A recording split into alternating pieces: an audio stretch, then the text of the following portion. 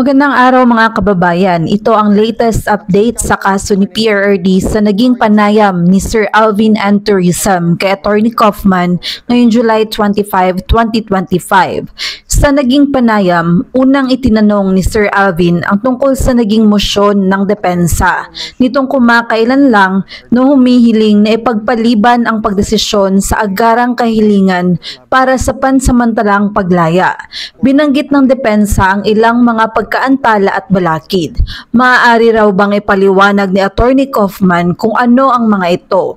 Ito ba ay dahil sa mga proseso o sa ping diplomatiko o How is pareho? our former President Rodrigo Roa Duterte? Well, as I've said, he's always in good spirits, but he's 80 years old and he's tired.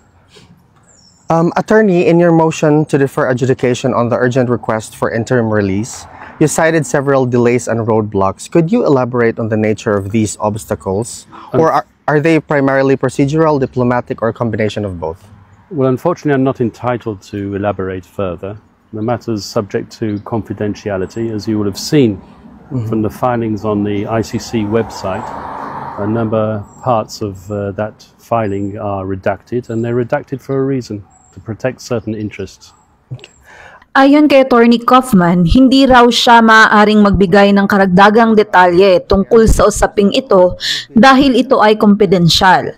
Kung titingnan raw natin ang mga dokumentong nasa website ng ICC, makikita natin na may mga bahagi na tinakpan o redacted. Ginawa raw ito para maprotektahan ang ilang mahalagang interes. Attorney, what are the specific delays, whether it is procedural, evidentiary, or logistical, that you believe justify a reassessment of the current schedule for the confirmation of charges? Well, I want to make it clear, at the present moment in time, the defence hasn't asked to postpone the confirmation of charges hearing.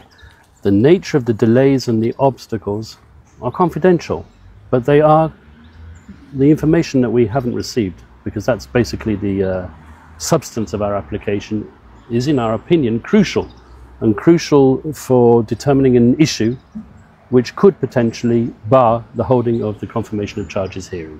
Itinanong ni Sir Alvin kung ano raw yung mga partikular na dahilan ng pagkaantala, kung ito man ay dahil sa proseso, ebidensya o mga isyong lohistikal na sa tingin raw ni Attorney Kaufman ay sapat na dahilan para muling pag-isipan o baguhin ang schedule ng kumpirmasyon ng mga kaso. Ayon kay Attorney Kaufman, gusto lang daw niyang linawin na sa kasalukuyan hindi pa raw humihiling ang depensa na ipagpaliban ang pagdinig para sa kumpirmasyon ng mga kaso. Ang mga dahilan ng pagkaantala at mga balakid ay kumpidensyal. Pero yung impormasyon na kanilang natanggap na siyang pangunahing laman ng kanilang aplikasyon ay sa kanilang palagay ay napakahalaga. Mahalaga ito para matukoy ang isang isyu na posibleng maging hadlang sa mismong pagdaraos ng kumpirmasyon ng mga kaso. Because, Attorney, there is a concern that the pre-trial chamber may interpret this delay as a tactic, stalling measure rather than a legitimate legal need. How do you respond to that? Well, the pre-trial chamber know exactly what we've argued, and the pre-trial chamber will understand that we're not deliberately stalling. I don't deliberately stall anything.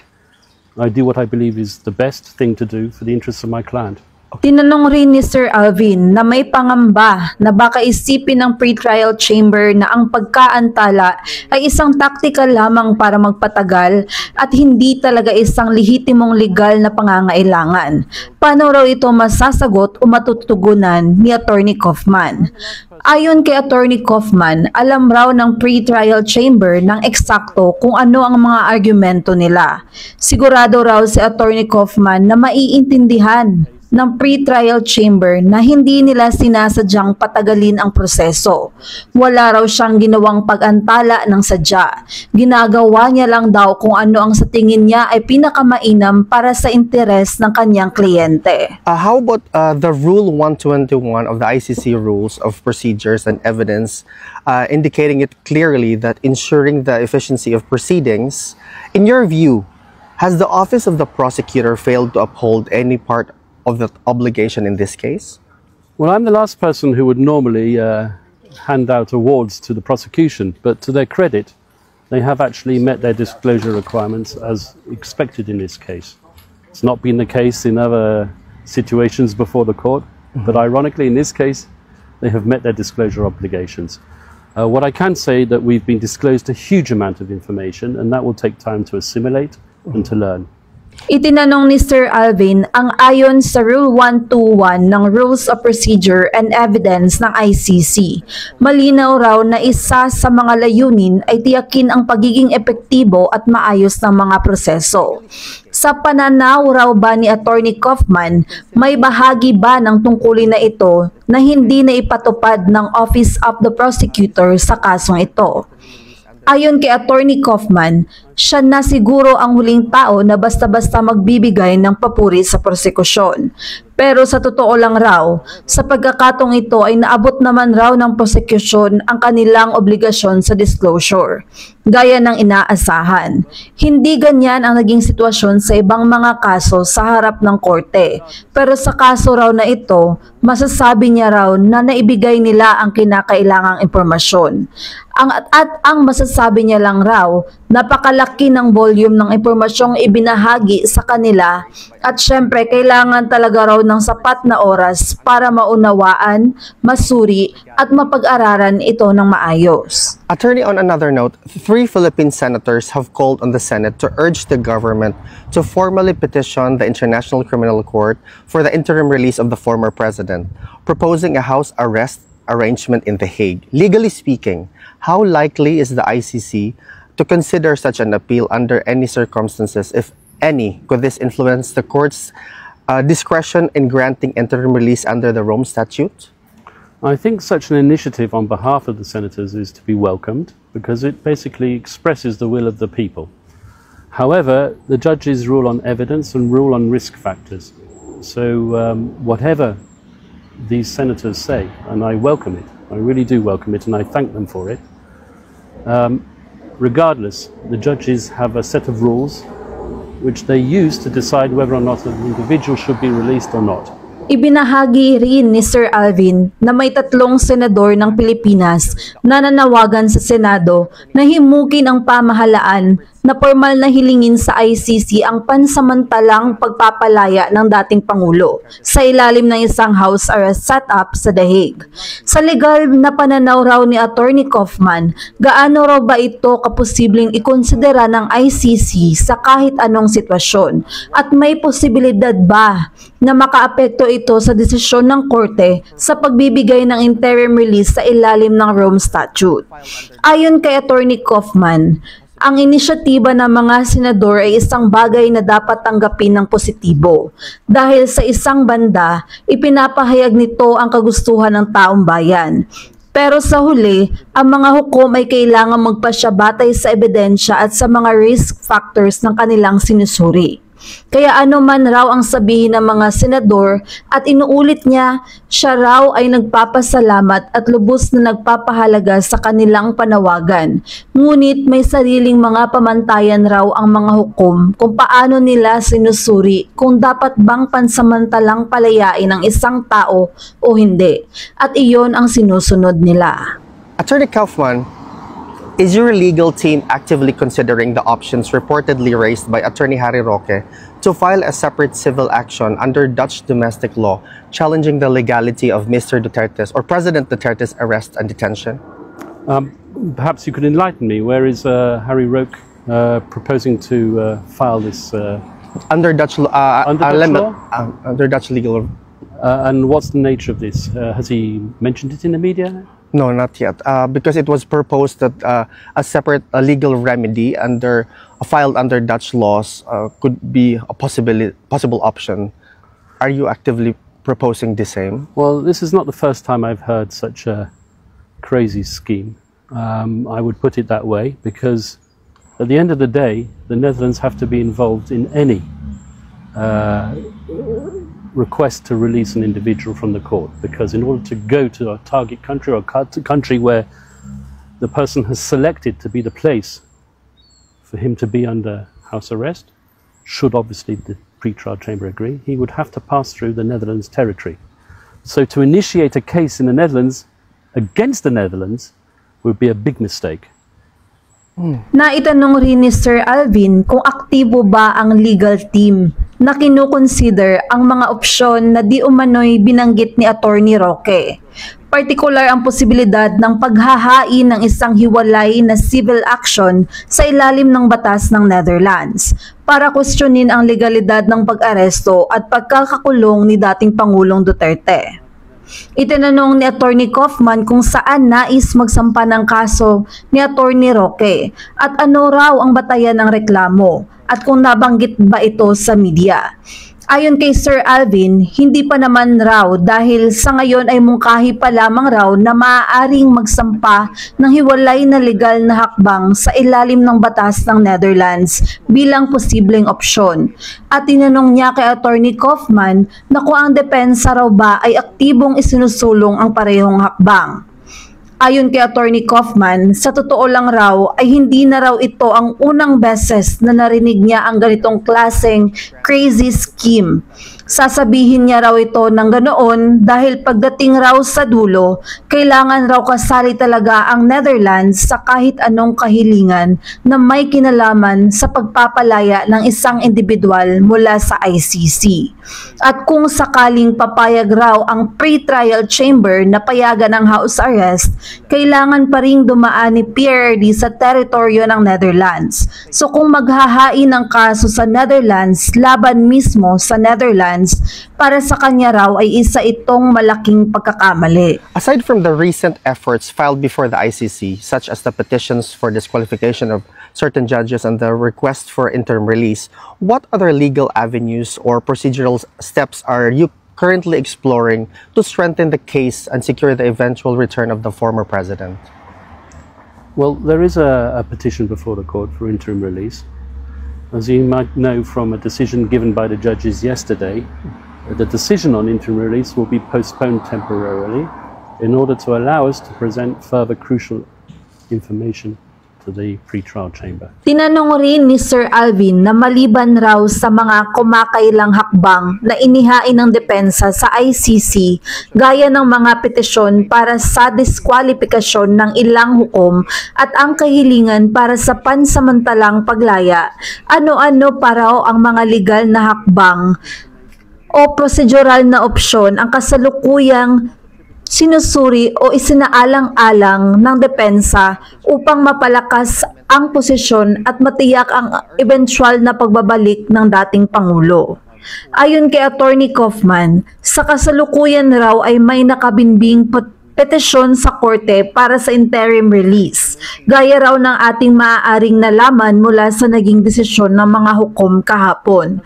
Ipinagpaliban muna ang pagdedesisyon ukol dito upang bigyan raw sila ng pagkakataon na magsumite ng karagdagang mahahalagang impormasyon sa pre-trial chamber. On that note, Attorney, congratulations on the grant of your defense request to defer adjudication of the urgent motion for interim release. Ideally, is this motion expected to be adjudicated prior to the set confirmation of charges? I hope so, but it's all tied up with the issue of information that we haven't received, delays, which are not attributable to the defense. Binati rin ni Sir Alvin si Attorney Kaufman sa pagkakaaproba ng hiling ng depensa na ipagpaliban muna ang pagdedesisyon sa urgent motion para sa pansamantalang paglaya. At itinanong kung ideally inaasahan ba nila Attorney Kaufman na madedesisyonan muna ang mosyong ito bago pa man magsimula ang pagdinig para sa confirmation of charges. Ayon kay Attorney Kaufman, ay sana nga raw pero nakatali pa rin daw ito sa isyu ng ilang mahahalagang impormasyon na hindi pa nila natatanggap. At sa mga pagkakaantala na sa totoo lang raw ay hindi naman galing o kasalanan ng depensa.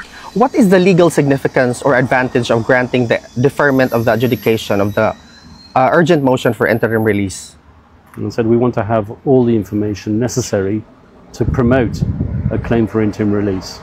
We still require crucial information which is available and can be made available, but because of various obstacles and delays, we haven't received it. I'm not entitled to elaborate any further on the matter. Thank you, Attorney. Itinanong ni Sir Alvin kung ano ang legal na kahalagahan o magiging benepisyo ng pagpayag ng korte na ipagpaliban muna ang pagdedesisyon sa urgent request para sa pansamantalang paglaya. Ayon kay Attorney Kaufman, nais raw nilang makuha ang lahat ng kinakailangang impormasyon upang maipresenta ng buo at matibay ang kanilang posisyon para sa interim release. Sa ngayon raw ay may ilang mahalagang impormasyon pa rin silang kailangan. Mga impormasyon na alam nilang umiiral at maaari umanong maibigay. Gayunman raw, dahil sa ilang balakid at pagkakaantala, hindi pa nila ito natatanggap hanggang ngayon. At sa kasamaang palad, hindi raw siya otorisadong magbigay pa ng karagdagang detalye ukol sa mga bagay na ito. If the interim release is granted, will former President Duterte be placed under arrest only during the pre-trial phase, or will it continue throughout the entire trial if the charges are confirmed? One would hope that it will continue throughout the whole trial if charges are confirmed, obviously. Tinanong ni Sir Alvin na kung sakaling ipagkaloob ng korte ang interim release, mananatili ba sa ilalim ng arrest o restriksyon si dating Pangulong Duterte sa buong pre-trial phase lamang o magpapatuloy ba ito sa buong paglilitis sakaling makumpirma ang mga sakdal laban sa kanya? Ayon kay Attorney Kaufman, inaasahan raw nila na kung sakaling maipagkaloob ang interim release, ito sana ay magpatuloy sa buong panahon ng paglilitis kung makumpirma ang mga sakdal laban sa kanya. Attorney, according to the report, the ICC has disclosed 1,253 items of evidence related to alleged crimes against humanity involving the former president. Have you had the opportunity to review these materials in full? If so, what is your legal assessment or overall impression of the strength and credibility of the body of evidence? Well, you talk about 1,000 or so items that have been disclosed. However, Correct. each one of those items sometimes contain up to 100 or even 200 pages. So it's an immense amount of information. It's disclosed electronically. And we have means and methods using the court's information technology systems to analyze that evidence, to perform keyword searches, to focus in on aspects of the case that interest us for promoting the former president's defense. I'm not going to comment on the strengths and the weaknesses. I'm not allowed to. However, we are busy learning that evidence. We have a short amount of time to do it.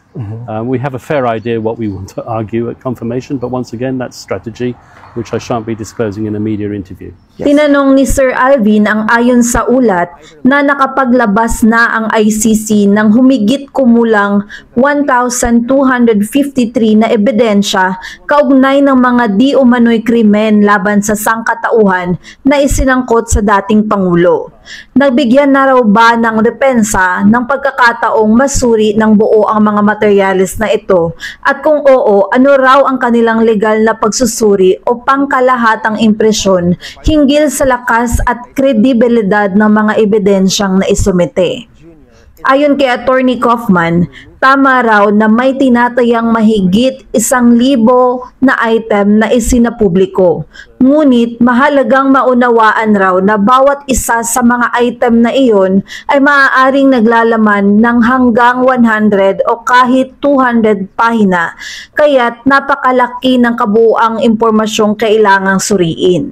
Ipinagkaloob ito sa kanila sa elektronikong paraan at ginagamit nila ang mga teknolohiya ng korte upang masuri ang mga dokumento, tulad ng keyword searches at iba pang pamamaraan, para mapagtuunan ng pansin ang mga bahagi ng kaso na mahalaga sa pagtatanggol sa dating Pangulo. Hindi raw siya pinahihintulutang magbigay ng puna sa lakas o kahinaan ng mga ebidensya. Ang masasabi niya lamang ay abala sila ngayon sa pag-aaral ng mga ito. Limitado ang panahon nila, ngunit malinaw sa kanila kung ano ang nais nilang i-argumento sa confirmation of charges. Gayunman raw, ang eksaktong estratehiya ng depensa ay hindi niya maaaring ibahagi sa isang panayam sa media. Do you believe political motivations, either locally or in the Philippines or within the ICC itself, are influencing the pace or direction of the proceedings? Well, once again, I don't get into politics. That's not my job to start making pronouncements. I've said my views in the past. regarding the political motivation behind former President Duterte's current presence in The Hague. But beyond that, I'm not going to... Tinanong rin ni Sir Alvin si Attorney Kaufman na kung sa palagay ba raw nito may impluwensyang pampolitika ba sa loob ng Pilipinas o sa loob mismo ng ICC na nakaaapekto sa takbo o direksyon ng mga kasalukuyang proseso. Ayon kay Attorney Kaufman, katulad raw ng dati, hindi raw siya nakikialam sa usaping politikal. Hindi raw bahagi ng kanyang tungkulin ang magbigay ng mga pahayag ukol dyan. Naipahayag na raw niya noon ang kanyang pananaw tungkol sa posibleng motibong politikal sa likod ng kasalukuyang presensya ni dating Pangulong Duterte sa The Hague. Ngunit lampas doon, hindi na raw siya magbibigay pa ng komento. How do you respond to Vice President Inday Sara Duterte's claim that President Marcos Jr. is working with the ICC to remove her father from politics and to keep the ICC relevant? I'm not going to comment on Vice President's comments to the media. However, what I can say is that no investigations can be carried out in the Philippines without the approval of the Philippines government. Otherwise, it would be a breach of sovereignty. It depends which way you look at it. And once again, the former president was brought here because supposedly the President Marcos, said that he was complying with Interpol. He wasn't complying with Interpol, he was complying with an ICC arrest warrant. So that is cooperation with a court to which the Philippines is no longer a member. Tinanong ni Sir Alvin kung ano ang masasabi ni Attorney Kaufman sa pahayag ng pangalawang Pangulong Sara Duterte na si Pangulong Bongbong Marcos Jr. raw ay nakikipagtulungan umano sa ICC upang alisin ang kanyang ama sa politika at panatilihing may saysay ang papel ng ICC. Ayon kay Attorney Kaufman ay hindi raw siya magkokomento sa mga naging pahayag ng pangalawang Pangulo sa media. Gayunpaman, ang malinaw raw ay walang anumang investigasyon ang maaaring isagawa sa loob ng teritoryo ng Pilipinas nang walang pahintulot ng pamahalaan ng Pilipinas. Kung hindi, ito ay maituturing na paglabag sa soberanya ng Pilipinas. Depende raw sa pananaw kung paano ito tinitingnan. Ngunit ang totoo, ang dating Pangulo ay dinala doon sa The Hague dahil ayon raw kay President Marcos, ito di umano'y pagtugon sa kautusan ng Interpol. Sa realidad, hindi raw iyon kautusan ng Interpol, kundi kautusan ng ICC at ito ay pakikipagkooperasyon sa korte na hindi nakasapi ang Pilipinas. Are you saying that the Philippines, through these actions, are saying that we are not a sovereign country anymore? No, I didn't say that. You can't carry out investigative procedures in another country without the approval of that country, otherwise it would be deemed a breach of sovereignty. Itinanong ni Sir Alvin na kung ipinahihiwatig ba ni Attorney Kaufman na sa pamamagitan ng mga hakbang na ito ay tila sinasabi ba ng Pilipinas na hindi na ito isang ganap na soberanyang bansa?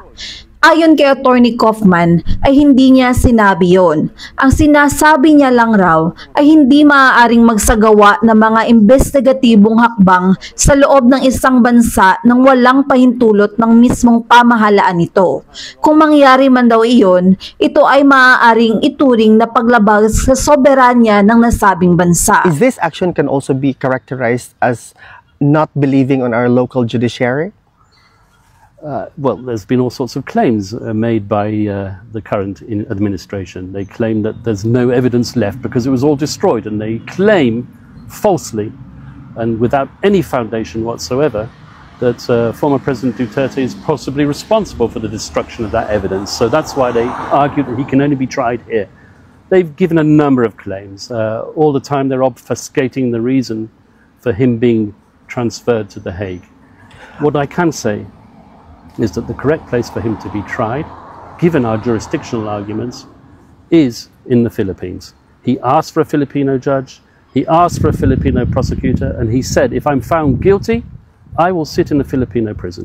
Tinanong ni Sir Alvin na kung maaari bang ituring na ang ganitong aksyon ay nagpapahiwatig ng kawalan ng tiwala sa aming lokal na judiciary. Ayon kay Attorney Kaufman na may mga naging pahayag din daw ang kasalukuyang administrasyon na nagsasabing wala na umanong ebidensya dahil lahat ay nawasak. Ito raw ay isang paratang na sa kanilang pananaw ay walang batayan at maling ipinupukol kay dating Pangulong Duterte. Ipinapalabas raw ng ating kasalukuyang administrasyon na si PRRD raw ay responsable sa sinasabing pagkasira ng ebidensya. Kaya't raw sinasabi nila na doon sa ICC na lamang siya maaaring litisin. Paulit-ulit raw naglalabas ang gobyerno ng iba't ibang pahayag na sa kanilang tingin ay nilalabo lamang ang tunay na dahilan kung bakit inililipat sa dahig si PRRD. Ang malinaw na masasabi raw ni Attorney Kaufman ay ang tamang lugar para sa paglilitis ay ang Pilipinas. Mula pa raw noon, hinihiling ni dating Pangulong Duterte na siya ay litisin sa ilalim ng ating sariling sistema na magkaroon ng Pilipinong hukom, Pilipinong taga-usig at kung siya man raw ay mapatunayang nagkasala ay handa siyang makulong sa isang kulungan sa Pilipinas.